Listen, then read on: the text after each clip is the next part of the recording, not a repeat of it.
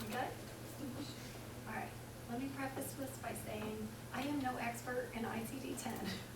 All I did was watch these stupid videos so that you wouldn't have to, because they really are incredibly painful. So hopefully you watch the first two, which have a little to do with this, but not really much of anything. So what does ICD stand for? Anybody? There was so many hits in that. No guesses? International. Coding, diagnosis, classification of disease. And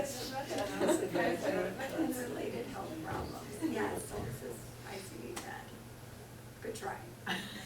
But yes, it means coding to us, so that's important. Who developed it? No, it wasn't that guy. Who developed it? Any guesses? Nobody. It is international. The Okay. World Health Organization. Right.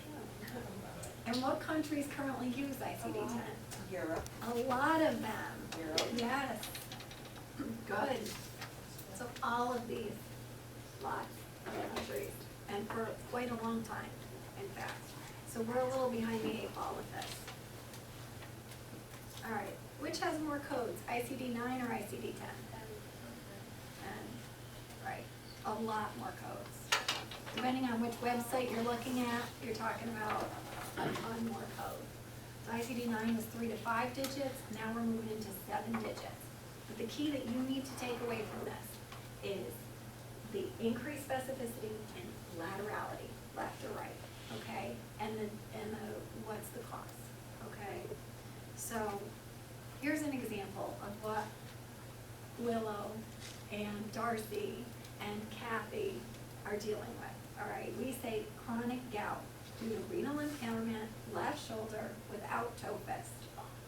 This gets you gout, that's the renal, that's the fact that it's the shoulder, that's the left shoulder, and that's without toe fist. Okay?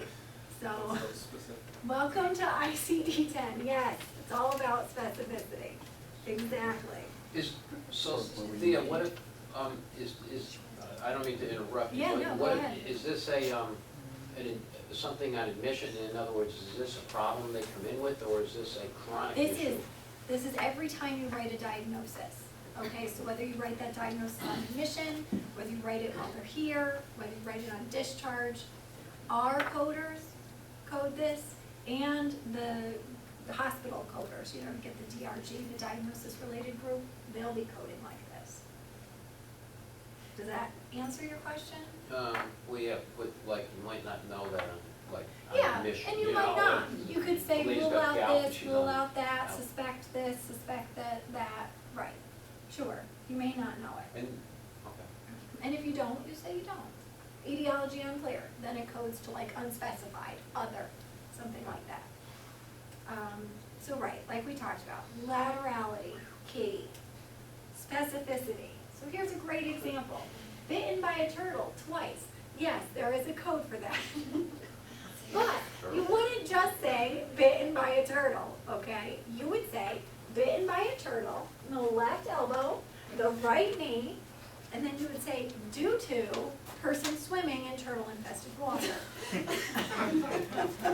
Or aggressive turtles, you know. Hungry turtles. So, something like that. The due here is really important. There's when the code that wins.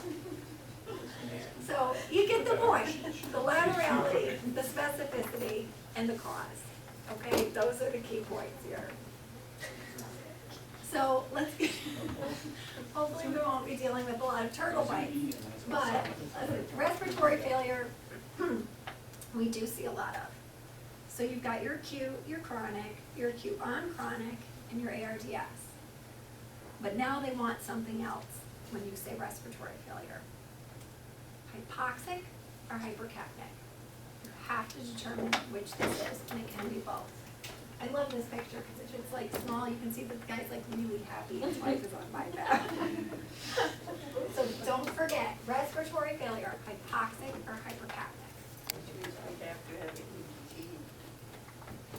have to have an EEG. Again, you can say probable, suspected, likely.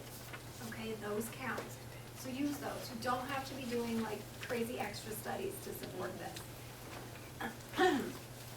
Pneumonia. So you got community acquired. You all know if you think it's healthcare acquired and you are treating a gram negative, you should say possible gram negative, likely gram negative, probable gram negative. If you know the organism, say it, okay? That's your specificity. Anybody know what that is? Can you even see what it is? It's strep pneumo in the lung.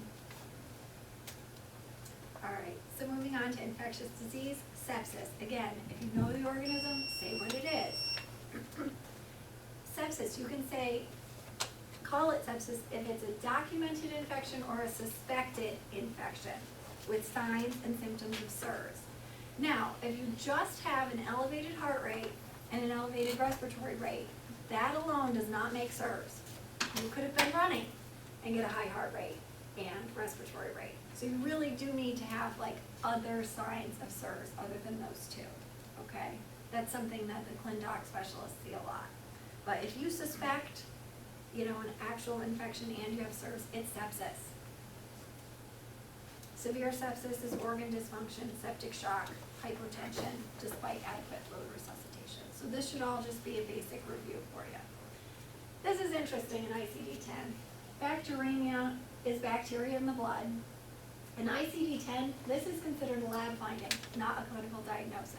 I mean, you can use it, but keep in mind, to coders, this is, again, a lab finding, like hyponatremia, like anything like that. And there's no septicemia in ICD-10. It doesn't exist. So it's either endocarditis or sepsis or I don't know what. Alan Sanders is very frustrated with this. But there's no septicemia. Doesn't exist anymore. Okay? Oh, and you know what that is? What is it? Staph aureus. Yes. Yep. Cocci clusters. All right. Neurology. Priya, this is all you. Strokes. You've got to say, what vessel? Which side? What's the disability? Do they have hemiparesis, hemiplegia, or just weakness? Okay, so you gotta be specific. Again, what vessel is it? Which side is the debility? What is the debility? All right, all of that in one. And coders can't code from a radiology report. So just because it says it's in the MRI, you can't say refer to MRI. You have to say it. What were you gonna ask, Karen? Say they're here for 3 days, and you say it on day 2, do you have to rewrite it every No. progress though? No, but make sure it's in the discharge summary. What if you can't get an MRI, so you're never gonna know Suspect. exactly what? Possible. Ask neurology. What vessel you think this is? I mean, you do your best with it, you know, again.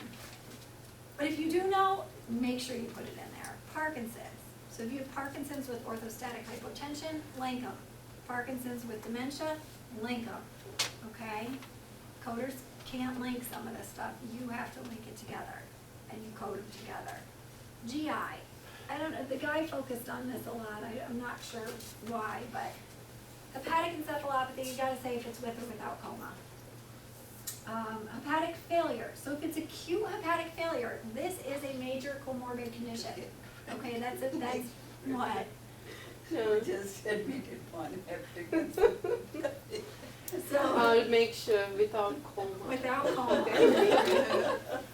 So if it's acute or subacute, that's a big deal. It's an NCC, okay, major comorbid condition.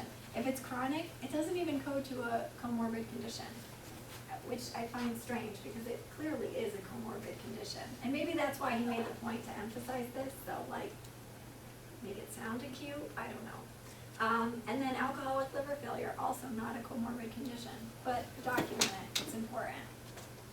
And obviously if they're acute, document it. Here's another set of wording you need to know, drug-induced. So if you think a lab abnormality is caused by a medication, you have to use the words drug-induced. Not caused by a med, drug-induced, okay?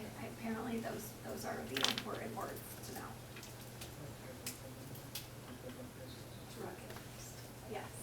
could say chronic to second or due to chronic use of ibuprofen or something like, or Yes, you would drug say that? induced due to ibuprofen.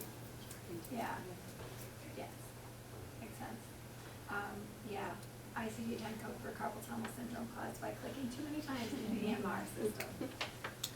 It's coming. Cardiology, state the vessel, specificity. And then they wanna know if it's coronary artery disease, is it coronary artery disease of a bypass vessel or a native coronary artery? I'm really hoping cardiology is gonna, right, 'cause, yeah. But I figured I would just tell you, angina, if you know the vessel, say the vessel. Acute MI, obviously if it's an ST elevation MI, where is it? Anterior, inferior, you know the vessel, say it. Subsequent MIs are if you've had an MI within 4 weeks of a previous MI. I mean, again, most of this is cardiology since we're not seeing a lot of acute MIs, but 4 weeks is the critical time frame. And then a cardiac arrest. I love this specificity. So not only is what vessel did it occur in, but where did it occur? Were they in the OR? Was it post-procedural? Where did they have their MI? Walmart. Hypertension. This pertains to us, okay? If you take away nothing else, just take this away. So hypertension, there is no controlled or uncontrolled anymore. It doesn't exist. It's gone. You have essential hypertension.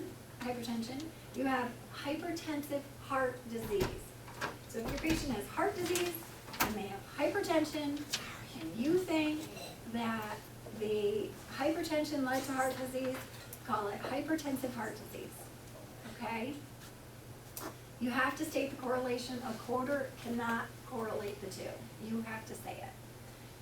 And then if the patient has a hypertension and chronic kidney disease, then you have to link the two as well. Hypertension with chronic kidney disease, stage whatchamacallit, or hypertensive heart disease with chronic kidney disease, hypertensive heart disease, chronic kidney disease, and heart failure. Okay? Link it all. Questions. Do I need to spend more time on this? Link the hypertension and the heart disease, and you have to link it. So just put it all in one Yes. diagnosis, so now we're not, so we used to Yes, like but breaking then, it all down. but then you so can it's- break it out after that. Link it once for them, Oh, okay, and then you can break it out to state your plan for each. gotcha, okay. Right, Yes. right. Okay. Heart failure, you know this, acute or chronic, systolic or diastolic, both. There is none of this preserved ejection fraction terminology. Okay, that doesn't exist at all. That codes to like unspecified, and then that doesn't count as anything. So you really, and if you don't know, say, I suspect it's systolic, I suspect it's diastolic. Right, just don't use any other terminology for heart failure, just this. Heart failure questions? Okay. Diabetes, state whether it's type 1 or type 2, controlled or uncontrolled, and then complications, you gotta link this. I mean, this is nothing new. Right now, we're supposed to say diabetic nephropathy, diabetic retinopathy, all of those things, so just link them. That should be no change. All right, active and resolved problems. So active conditions that you are actively treating need to be documented every day. Problems that are resolved, you can say resolved, and then stop writing that. But they have to come back in the discharge summary. So the discharge summary is a nice summary of everything that was active, resolved, probable, or suspected, unless you ruled it out, okay? So it's everything that you thought was going on with this patient. Any questions with that? All right. Your clinical documentation specialists are your friends. Here they are. There's Lois. They're gonna be helping us with this. So right now, I want you to look at the form that you got, little paper that you got, and find your partner.